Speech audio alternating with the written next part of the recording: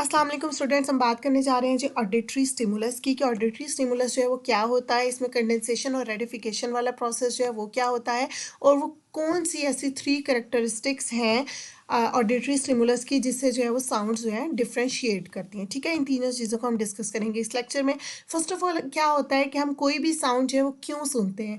जब भी हमारे इर्द गिर्द जो ऑब्जेक्ट्स होते हैं वो मूव करते हैं, वो वाइब्रेट करते हैं, तो उससे क्या होता है कि उन ऑब्जेक्ट्स के इर्द गिर्द जो एयर मॉलिक्यूल्स होते हैं वो मूव करते हैं। ठीक हो गया। और उन एयर मॉलिक्यूल्स की वजह से हमारे साउंड तक जो है वो सॉरी हमारे एयर तक वो साउंड आती है और हम उस साउंड को परसीव करते हैं। ठीक हो गया। जब भी कोई ऑब्जेक्ट मूव करता है तो उसकी मूवमेंट से मॉलिक्यूल्स ऑफ एयर जो है उनके अंदर क्या होता है, कंडेंसेशन और रेडिफिकेशन का प्रोसेस होता है। कंडेंसेशन और रेडिफिकेशन का बेसिक क्या मतलब है कि जब भी मतलब फॉर एग्जांपल स्प्रिंग लाइक एक मोशन होती है। ठीक है, कंडेंसेशन का मतलब होता है कि चीज़ें बहुत क्लोज आ जाना और रेडिफिकेशन का मतलब होता है दूर चले जाना। तो इससे वो मॉलिक्यूल्स भी ऐसे ही मूव कर रहे होते हैं। जिस तरह एक स्प्रिंग है वो आप देखें कि नॉर्मल पोजीशन में जब वो पड़ा हुआ है तो वो क्या है, कंडेंस है। ठीक है, जब आप उसको मतलब पुल अपार्ट करते हैं, आप उसको स्ट्रेच करते हैं तो वो रेडिफिकेशन है, मतलब वो एक दूसरे से दूर चले गए। तो मॉलिक्यूल्स भी ऐसे ही कभी करीब होते हैं, फिर पास होते हैं, फिर दूर चले जाते हैं। ठीक है, तो ये वाला प्रोसेस होता है कंडेंसेशन और रेडिफिकेशन का कि मॉलिक्यूल्स कभी पास आए कभी दूर चले गए, कभी पास आए कभी दूर चले गए। तो इस मूवमेंट की वजह से क्या होता है, वेव्स प्रोड्यूस होती हैं। ठीक हो गया। उस ऑब्जेक्ट से वेव्स प्रोड्यूस होती हैं और उन वेव्स की वजह से हमें साउंड हेयर होती है, मतलब हमारे कानों तक आवाज़ आती है। ठीक है, और अब वो कह रहे हैं कि ये जो वेव्स होती हैं ये अप्रॉक्सीमेटली कितनी होती हैं, 700 माइल्स पर आवर। ठीक हो गया। अब वो कौन सी वेव्स हैं, वो कितनी मतलब उसकी फ्रिक्वेंसी होनी चाहिए तो हम उस साउंड को परसीव करेंगे, अदरवाइज नहीं करेंगे। वरना इर्द गिर्द आप देखें हमारे बहुत ऑब्जेक्ट्स जो हैं वो इस तरह से हल्के हल्के मूव कर रहे होते हैं लेकिन हमें उनकी साउंड नहीं आती। हमें हर ऑब्जेक्ट की तो नहीं आ रही होती, किसी किसी की आ रही होती है। तो वो क्यों आ रही होती है, उसकी वजह ये है कि जिन ऑब्जेक्ट्स की जब वाइब्रेशन रेंज जो है वो 30 to 20,000 टाइम्स जो है वो 30 and 20,000 टाइम्स पर सेकेंड हो, इसके दरमियान हो, तो फिर जो है वो हमें उसकी साउंड जो है हम उसको परसीव करते हैं। हमारे रिसेप्टर सेल्स जो हैं हमारे ईयर्स में, जो सेल्स हैं जो साउंड को रिसीव कर रहे होते हैं, जिनको हम रिसेप्टर सेल कहते हैं, अगर वो वेव्स जो हैं वो जो प्रोड्यूस हो रही हैं वो 30 to 20,000 टाइम्स हो रही हों हर सेकंड में, ठीक है, तो फिर हम उनको परसीव करते हैं, हमारे रिसेप्टर सेल उनको परसीव करते हैं। अदरवाइज अगर इनसे कम हो तो हम उनको परसीव नहीं करते हैं। ठीक है, तो इस टाइम भी आप देखें कि आपके इर्द गिर्द जो जिन जिन चीज़ों की आपको आवाज़ आ रही है तो यकीनन उन आवाज़ों की वजह से क्या होगा कि उन आवाज़ों के इर्द गिर्द जो साउंड है, जो एयर मॉलिक्यूल्स हैं, उनके अंदर जो वेव्स प्रोड्यूस हो रही हैं, जो रेंज जो वाइब्रेशन हो रही है वो 30 to 20,000 टाइम्स पर सेकेंड है या इससे ज़्यादा है, तो फिर आपको आवाज़ आ रही है। और जिन ऑब्जेक्ट्स की आपको आवाज़ नहीं आ रही वो इसलिए नहीं आ रही कि उनकी वाइब्रेशन इतनी नहीं है। ठीक हो गया। ये था बेसिक कंडेंसेशन रेडिफिकेशन का कॉन्सेप्ट ऑफ ऑडिटरी स्टिमुलस। दूसरी बात आती है कि जो ये हमारे पास ऑडिटरी स्टिमुलस होता है, ऑडिटरी स्टिमुलस का क्या मतलब है कि कोई भी ऐसा स्टिमुलस जो कि आपके ऑडिशन से रिलेटेड है, कि जिसको आप सुन सकते हैं। ठीक है, जो जाके आपके एयर्स पर इफेक्ट कर रहा है, मतलब आपको उससे सुनाई दे रहा है, तो हमारे पास ऑडिटरी स्टिमुलस हुआ।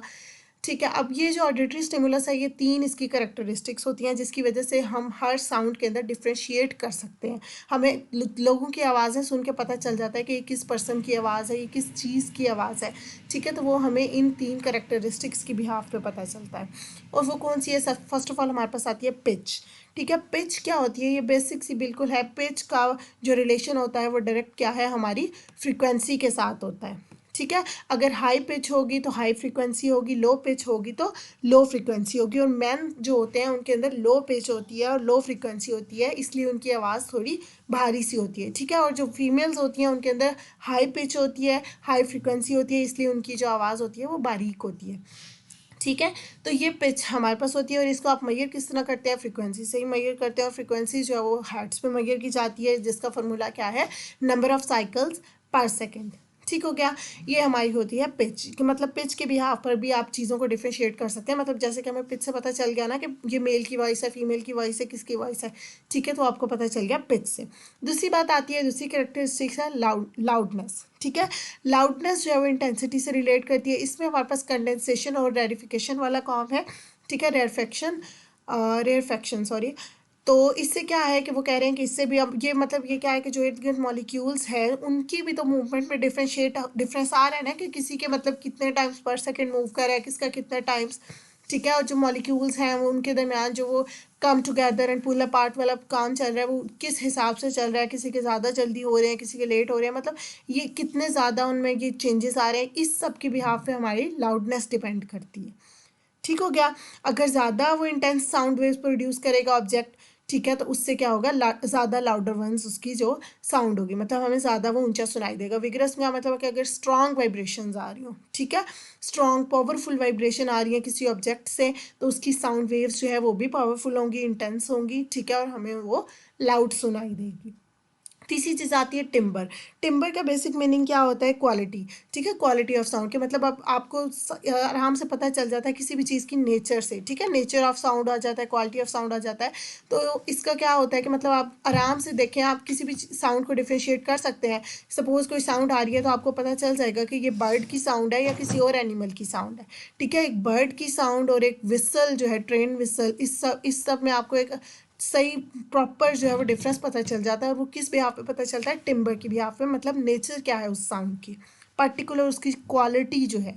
ठीक हो गया, ये हमारे पास आती है टिम्बर में। ठीक हो गया, इसमें वो कह रहे हैं कि हमारे पास कॉम्प्लेक्सिस में आ जाता है इसकी साउंड की कॉम्प्लेक्सिटी क्या है, बेसिक इसमें नेचर का ही कॉन्सेप्ट है, ठीक है। और इसमें वो कह रहे हैं कि डिफरेंट फ्रिक्वेंसीज आती हैं, जाहिर सी बात है जब नेचर डिफरेंट है तो उसकी फ्रिक्वेंसीज भी डिफरेंट होंगी। मतलब इसमें साउंड की टिम्बर जो है इसमें वो कह रहे हैं कि डिफरेंट मिक्सचर आ जाता है, लाउडनेस वगैरह सब कुछ इसमें आ जाता है। लेकिन बेसिक इसका जो मेन कंसेप्ट है वो क्या है कि नेचर जो है वो हर साउंड की जो डिफरेंट होती है, क्वालिटी डिफरेंट होती है। ये थी हमारे पास 3 करेक्टरिस्टिक्स ऑफ ऑडिटरी स्टिमुलस जिस पे यहाँ पर हम साउंड को डिफ्रेंशिएट कर सकते हैं। और कंडेंसेशन और रेयरफेक्शन का प्रोसेस के मतलब जो मॉलिक्यूल्स होते हैं वो कभी कंडेंस होते हैं, एक दूसरे के करीब आते हैं, और रेयरफेक्शन मतलब एक दूसरे से दूर चले जाते हैं। ये इनकी मूवमेंट होती है वाइब्रेशन वाली। ठीक हो गया, ये था हमारे पास concept of auditory stimulus. Thank you so much and अल्लाह हाफिज़।